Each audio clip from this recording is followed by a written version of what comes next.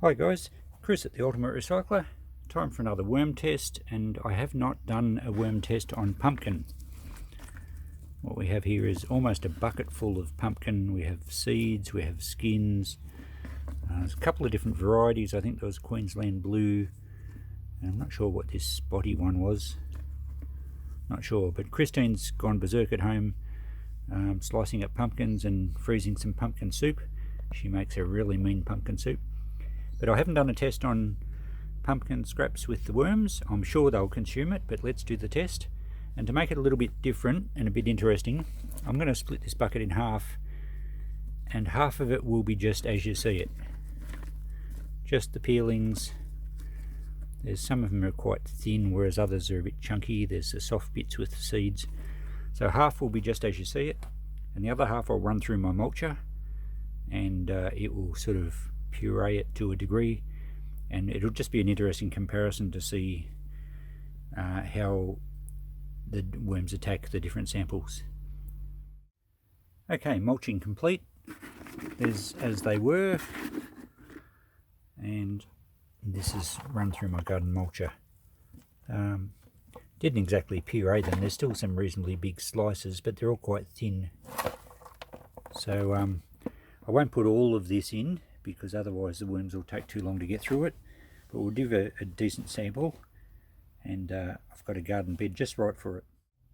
When I say just right, I mean primed. Look at this. These guys have just finished munching on a selection of basically party food. We put all the waste from a dance we held recently. All the waste went into a bucket and got mulched up, and the worms had a beautiful party time. Anyway, this bed's right to go. We'll spread some of these pumpkins around. There's a couple of good samples. I just used probably 2, maybe 3 handfuls in each. Of course, I closed my eyes, so it was a random sample. Didn't want to be influenced by particularly tasty pieces of pumpkin, because I do like my pumpkin, but I'd prefer mine roasted with gravy on a plate and not in a garden bed. Anyway, I'll cover this back over. We'll leave this probably for a couple of weeks. It will go mouldy and the worms will move in, and we'll just see which side, and I think we all know which side they'll get into better, but it's an interesting comparison. Check in soon. Our pumpkin test has been running for 12 days, so it's about time we had a look. Oh, look at this. I didn't expect that, but I guess it makes perfect sense. There was a lot of seeds. So in 12 days, we've had germination and lots of growth. Now, there are worms. Now, the worms, of course, won't eat anything that's alive. So these seeds that have sprouted, look at the root system. They must be loving these worm castings. They're not going to be eaten by the worms. They'll continue to grow, and they'll find their way out from under the carpet, and next thing I know, I'll have a jungle of pumpkin plants outside my back door, which I don't want. So if you find these coming up in your worm farm, pull them out, lie them on top. They shouldn't keep growing, and then they'll start to rot, and then the worms will eat them. But clearly I've got some serious weeding to do here. But back to the worms. Now, the bigger chunks of pumpkin here, there are some worms getting into them. There's a few underneath. But these bigger chunks, oh, there's plenty of worms underneath. Oh, look at that. They're balling up under there. But the bigger chunks are going to take a while to be consumed, because it's quite thick. So the ones on top haven't been eaten, but the worms are attacking from underneath.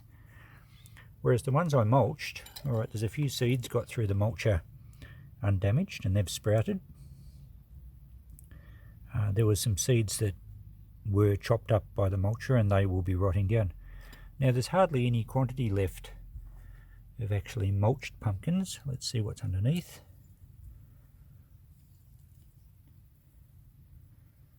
Yeah, there's a fair few worms there. There's not as many as what we see on the other side. Oh, here they all are. So they've got into that, they've eaten it. In fact, really, if I pull out the actual growing plants, of which there's not as many as the other side, but there is quite a few, I reckon once I take that vegetation away, we've pretty well got nothing much left. There's a few slices. In fact, that's just the skin. So, looking at that, the worms have actually eaten, I'd suggest 80 to 90% of that, and the only things that are left are some thin bits of skin, some of the seed shells, and growing plants. So the mulched sample, I probably should have checked it a week ago. The mulched sample they must have got into pretty quickly, and they've pretty well handled it.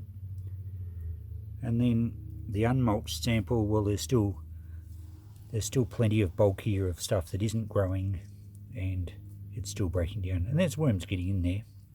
So look, without a doubt, the worms love their pumpkins. Without another doubt, pumpkins germinate and grow very easily. But as we expected, or certainly as I expected, the mulched sample has disappeared mostly, or much quicker than the unmulched sample, which makes perfect sense. But it's good to see it in practice. So there you go. Feel free to feed pumpkin to your worms. Sliced up or mulched is much better.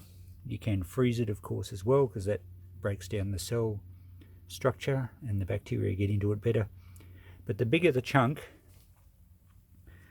the longer it's going to take for the worms to eat through it. They'll still enjoy it, but it's just going to take longer. You can see some resting in there.